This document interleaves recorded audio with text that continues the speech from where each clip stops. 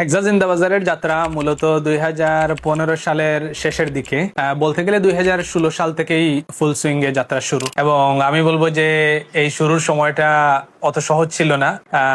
হয় না যে জীবনে একবার সাহস নিতে হয়।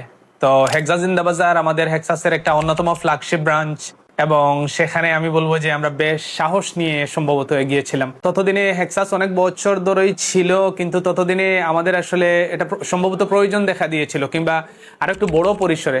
হয় না যে হেক্সাস তো ভালো করছে, কিন্তু সেটার জানান আমরা ভালোভাবে দিতে পারছি না। তো হঠাৎ করে আমরা আসলে চিন্তা করলাম যে না, আমরা যে এই যে এত ভালো কাজ করছি, স্টুডেন্টসরা আমাদেরকে অ্যাপ্রিসিয়েট করছে, তার একটা জানান বলি বা সেবাটা আমরা আরো বড় আকারে যাতে দিতে পারি, আরো বড় সার্কেলে এমন একটা জায়গায় আমরা ব্রাঞ্চটা করতে চাই যেখান থেকে আমরা সারা সিলেট চারটা, মানে all the four corners can be covered, এবং ওই জায়গা থেকেই। এবং অনেকগুলো প্লেস আমরা সত্যি কথা আমরা দেখেছি, অনেকগুলো বিল্ডিং আমরা দেখেছি, কিন্তু ফাইনালি আমাদের হেক্সাস আলহামরা বলি বা হেক্সা জিন্দাবাজার বলি, এটা আসলে আলহামরা শপিং সিটিতে আমরা করতে সমর্থ হই।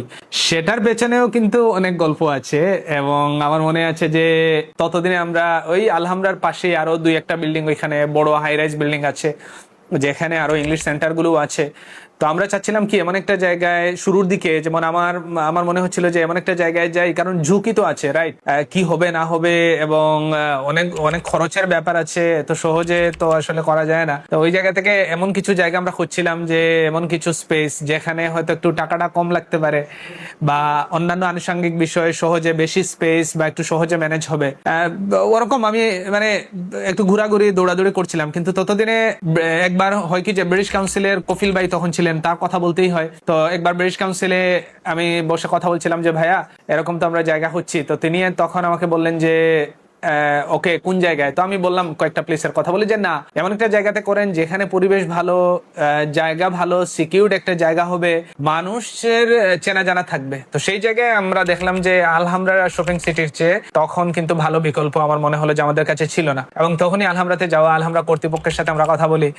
তৎকালীন এমডি মহোদয় যিনি ছিলেন, তিনি আসলে খুব আন্তরিকভাবে আমাদেরকে সহযোগিতা করেছেন, উৎসাহ দিয়েছেন। আবার একটু শঙ্কাও তার মধ্যে ছিল যে আমরা আসলে এটা ক্যারি করতে পারবো কিনা। তিনি আমাকে বলেই বসলেন যে দেখেন এখানে কিন্তু আরো ভালো এক দুইটা আয়াল সেন্টার আছে, আপনারা যে আসছেন আপনাদের নাম তো ওইভাবে তেমন শুনিনি, আপনারা পারবেন কিনা, এখানে কিন্তু ভাড়া বা এই জিনিসগুলো এতটুকুন কিন্তু আসে, আপনারা এটা ক্যারি করতে পারবেন কিনা। তো এটা আসলে তার একটা মায়া থেকে, একটা রেসপন্সিবল ম্যান হিসেবে তিনি আসলে তার এই সংশয় ছিল।